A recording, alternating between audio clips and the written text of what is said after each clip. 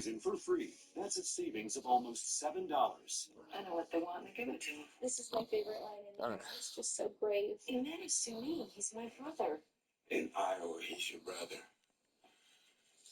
Here, he could be just another spent shell. I realize that China Beach is not actually part of VPD canon, but it is definitely part of the experience for me.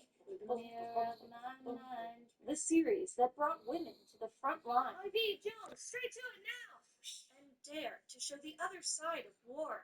I gave him a home, so he dies far away from it. It's The Beach, with the most anticipated DVD release in 25 years. I think it deserves its own page on Fan. Number 8, product placement. Speaking of ads, the sponsors get a lot of love. With AT&T as your service provider, you can easily find the abandoned house where your kidnapped sister is.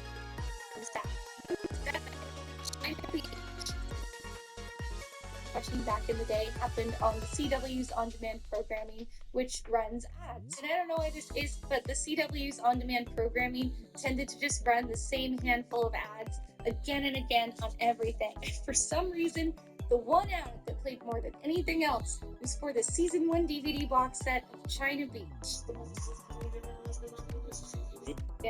Number 8, product placement. Right, China Beach. There we go. The sponsors get a lot of love. With AT&T as your service provider, you can easily find the abandoned house where your kidnapped sister is. Alright, let's see. What am I doing? I'm doing torture methods for werewolves. rank knockout. Well, every source says something different. One of them says it causes lycanthropy, which sounds bogus. Google doesn't exist in this universe. Find your biological mother on Bing. I winged it. I searched for all the Petersons in this area. 2005 Kroner. 3. Kronos. Fake your own Gross. death, and you have to hide from an ancient vampire in an underground cave. What am I doing? It is my five. Outfits? No, outfits. Don't CW shows I also can feature get a library daily of stuff. pre-approved pop songs. It's my impression that this is I have some almost kind of enough for the silly specs. They even have a section of the CW website that tracks playlists of what songs have been featured in what show. I really feel want the this. editors are just given this No. big digital library Screw and it. able to use like 2 or 3 I don't want minutes anything. of, and the results Let's- are highly variable. Let's not get anything Watching and just the scene and you're like, not play that Or you much. can just leave. But I guess I will play a short so game listening to someday. Imagine Dragons radioactive. Let's do a quick rank knockout and just feel out what would it be like playing a bunch of rank knockout, like trying to level up like I do in Stumble Guys. Best thing about the music of the show is that a lot of the time the lyrics are comic. I think I just get like 20 points if I get to rank 3 or something. Is that right? I get to which I can usually do. I can usually get to the 3rd round if I get to round 3 or the final. I mean.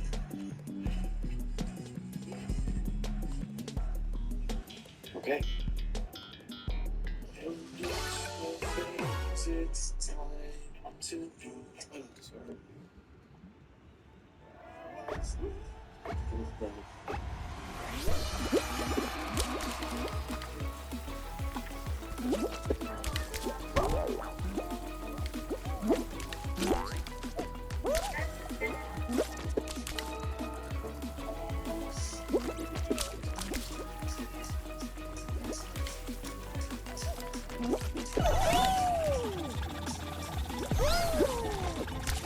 I can't tell if the editors constantly humor about this or if they genuinely think this enhances the experience. Number 9, L.J. Smith. When I told you about the birth of the Vampire Diaries, I'm kind of very OG.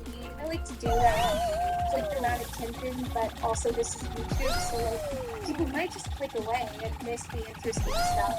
And it's my fault, but it's also their fault. Anyway, I'd like to talk about the book series author L.J. Smith. So this book shows books have a love triangle of Stefan, Damon, and Elena. Just like on the show, Damon is overwhelmingly the fan favorite.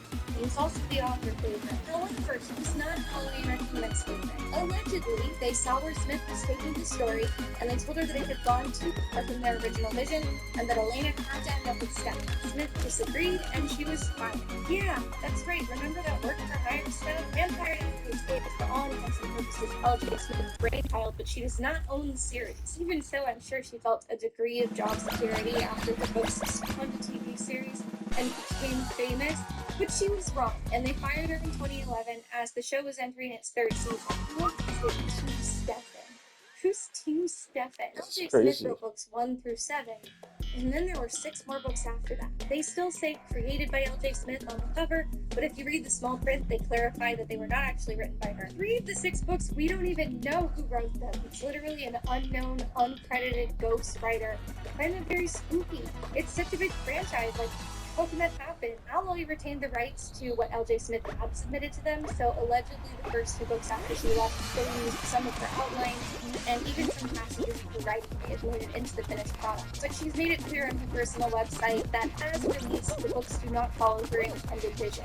And I guess we'll just never know her intended vision, right? Some fans of the series bought the new ghostwritten books, and L.J. Smith charitably told them not to boycott it, God knows why. But a lot of her fans abandoned the series because it was inauthentic, and also it was a bad thing that Alloy did for her. And meanwhile, since she had already plotted them out, L.J. Smith went on writing the Vampire Diaries books that she wanted to write. But unfortunately, because she didn't own the rights to the characters, this writing would just have to go into her personal files because there was no legal way to distribute them. Right? So, fun fact, from 2013 to 2018, Amazon's Kindle Marketplace launched Kindle Worlds. This was a short-lived project which allowed fanfic authors to publish their works for profit on the Kindle Marketplace. The works could only use materials from a pre-approved list of copyright holders that Amazon had already signed an agreement with. Readers would pay to access these fics, and then the profits would be split between the writer and the copyright holder. This was a pretty unprecedented concept, and as you can imagine, it was really hard to find copyright holders who were willing to go in on it. In fact, upon the project's launch, they had only signed an agreement with one copyright holder. And it was Alloy Entertainment. The properties available for use were Gossip Girl, Pretty Little Liars, and Vampire.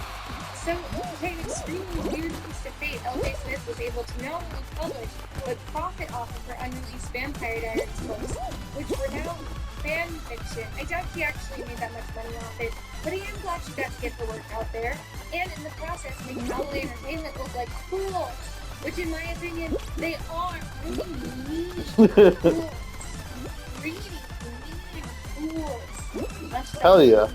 Unfortunately, this is the You're right. story of the year for L.J. Smith. Alloy Entertainment is still profiting off all these books, and they will forever. And I find it very unlikely that L.J. saw even a cent of the TV revenue. I'm sure all that went into Alloy's pockets as well. In 2018, Kindle Worlds closed permanently with very little warning to the authors who had become reliant upon it for income. And I don't think L.J. Smith's final Vampire Diaries novels can be found anywhere. Even Smith's social media presence has been completely abandoned. One of her last blog posts was about battling a really serious autoimmune disease, so it's unclear if she's still actively writing. If you're L.J. Smith's niece or webmaster or something and you're watching this video, here's my 2 cents. Can't sell the books, so I think you should put them for free on the website, and also embed like a Ko-fi or a PayPal button in the navigation header. You know, unrelated, to cover website costs. Anyway, I guess my whole point for this section is just don't write for these guys. They don't care about you. You can make them any amount of money and they won't care about you. And as soon as they have your signature on a contract, they own you forever. I know if you're a new author and you can't get a job, it's really appealing to have paid ghostwriter work. And I guess that's all well and good if you're writing an installment of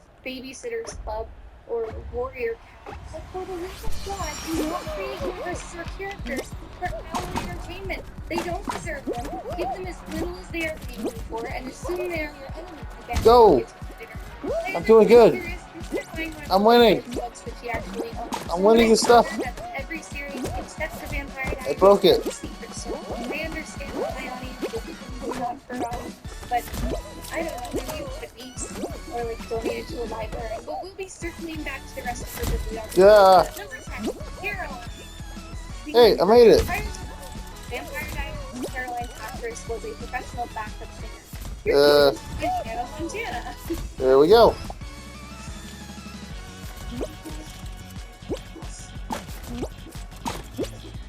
During VTV's run, she was seemingly trying to launch like a country music career, and so of course the show shoehorned in multiple situations in which she could sing songs.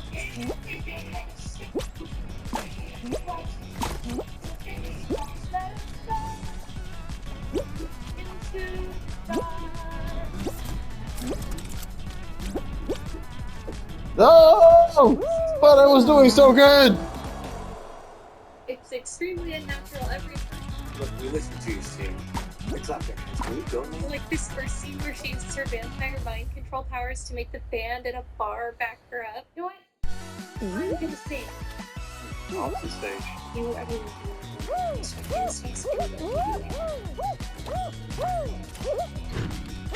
Well, with me. This scene also gets honorable mention because they have Caroline sing Eternal Flame in an episode with a B-plot about a teenage witch tragically 10 points. burning to death. All right, yeah, that's gonna take forever. I'm not like, I don't know. I'm not good enough at this game to be playing ranked knockout. Although I'm in a way I'm happy that I didn't win and take up. I like hope up their rank. I shouldn't really be playing ranked knockout. Anyway, please like, subscribe, click the bell, leave a comment. Love you guys. Bye bye. Save recent gameplay full.